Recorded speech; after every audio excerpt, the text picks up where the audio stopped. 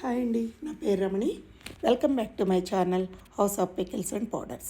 మంచి టేస్టీ ఇడ్లీ పొడి మన ఇంట్లోనే ఎలా చేసుకోవచ్చో చూపిస్తాను. అంతకంటే ముందు మీ అందరికీ ఒక్క మాట చెప్పాలనుకుంటున్నాను. నేను పికిల్స్, పౌడర్స్ అండ్ స్వీట్స్ తయారు చేసి సేల్ చేస్తున్నానండి. మెనూ కూడా అప్లోడ్ చేశాను. మీకు ఇష్టమైన ఐటమ్స్ కోసం మీరు వాట్సాప్ లేదా ఇన్స్టాగ్రామ్ ద్వారా ఆర్డర్ పెట్టుకోవచ్చు. కాంటాక్ట్ డీటెయిల్స్ అండ్ మెనూ డిస్క్రిప్షన్లో ఉన్నాయి. ఒక్కసారి నా ఐటమ్స్ టేస్ట్ చూసారంటే మళ్ళీ తినాలనిపిస్తుందండి. ఆర్డర్ చేసుకున్న వాళ్ళ రివ్యూస్ కూడా పోస్ట్ చేస్తున్నాను. ఎందుకంటే ఈ రోజుల్లో మనం ఏ ఐటెం కొన్నా రివ్యూస్ ఎక్కువగా చూస్తాం కదండి. మరి మీరు కూడా ఆర్డర్ చేసుకుని మధురమైన రుచులను ఆస్వాదించండి. చాలా లేట్ అయిపోయింది కదా, ఇంకా ప్రాసెస్లోకి వెళ్ళిపోదామా? మరి వచ్చేయండి. ఇంకా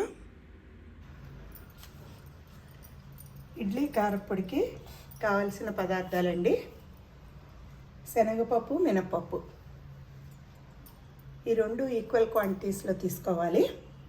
మిగిలినవన్నీ కొంచెం తీసుకుంటే సరిపోతుంది. కారప్పొడి అనగానే పప్పుల టేస్టే హైలైట్ అవ్వాలండి.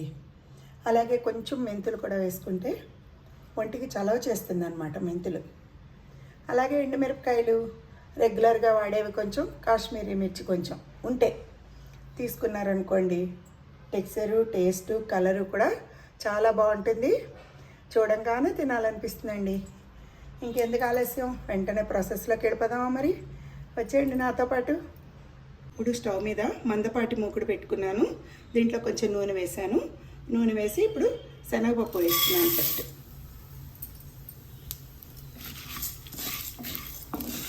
సిమ్లో పెట్టి నెమ్మదిగా వేయించుకోవాలన్నమాట. ఇవి లోపలికంతా వేగాలి కదండి, అప్పుడే టేస్ట్ సూపర్గా ఉంటుంది. ఇది ఒక్క నిమిషం అవ్వగానే మినపప్పు వేసేద్దాం. ఎందుకంటే నేను మినపగుళ్ళు వేస్తున్నాను ఇందులో, కాబట్టి రెండు ఒకసారి వేసేసుకోవచ్చు. అదే పప్పు వేసుకుంటున్నారు అనుకోండి, కొంచెం లేట్గా వేసుకున్నా పర్వాలేదు. ఇప్పుడు ఈ రెండు కొంచెం వేగిన తర్వాత ధనియాలు, జీలకర్ర, మెంతులు వేసేసుకుందామండి.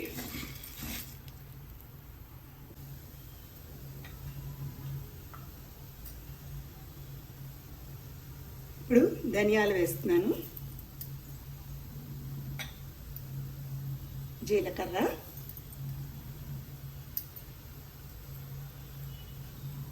కొంచెం మెంతి గింజ,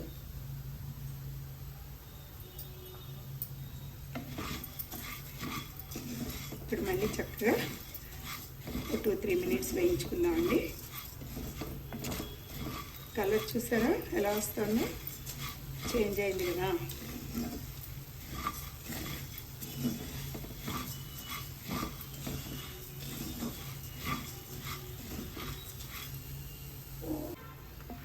ఇందులో నేను ఇంకా కరివేపాకు కానీ, నువ్వుపప్పు కానీ, పుట్నాల పప్పు ఇవేం వాడినండి. ఎందుకంటే అవన్నీ సపరేట్గా ఎలాగో పొళ్ళు చేసుకుంటూ ఉంటాం కదా.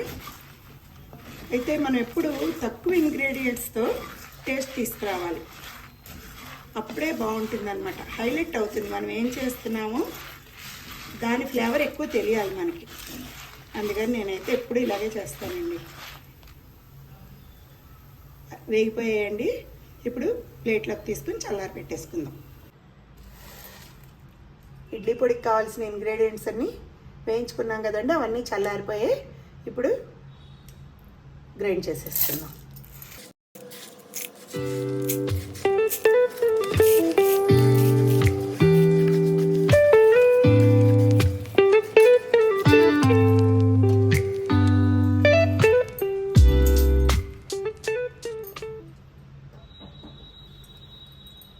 ఉప్పు కూడా ఇందులో వేసేసానండి.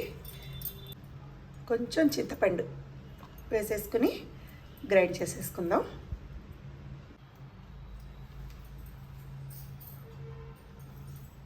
ఇడ్లీ పొడి రెడీ అయిపోయిందండి. ఎంత ఈజీగా చేసేసుకున్నామో చూసారా ఇడ్లీ పొడిని మనం ఇంట్లోనే. అన్నీ ఇంట్లో ఉండే ఇంగ్రీడియంట్స్తోనే 10 నిమిషాల్లో అయిపోతుందండి. కొంచెం వేయించుకోవడానికే ఎక్కువ టైం పడుతుంది అనుకోండి. అలాగే ఇడ్లీ పొడిలో కొంచెం నెయ్యి వేసుకుని ఇడ్లీ ముంచుకు తిన్నారంటే ఆ టేస్ట్ తిన్న వాళ్ళకే కానీ చెప్పడానికి మాటలు సరిపోవండి. ఏమంటారు? నిజమేనా నేను చెప్పింది? నిజమని కామెంట్ పెట్టండి నిజమైతే.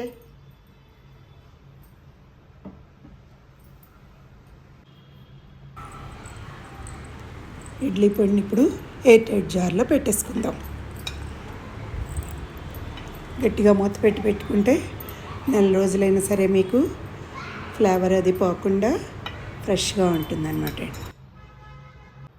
చూసారు కదండి ఇడ్లీ పొడి ఎంత ఈజీగా తయారు చేసేసుకున్నాము.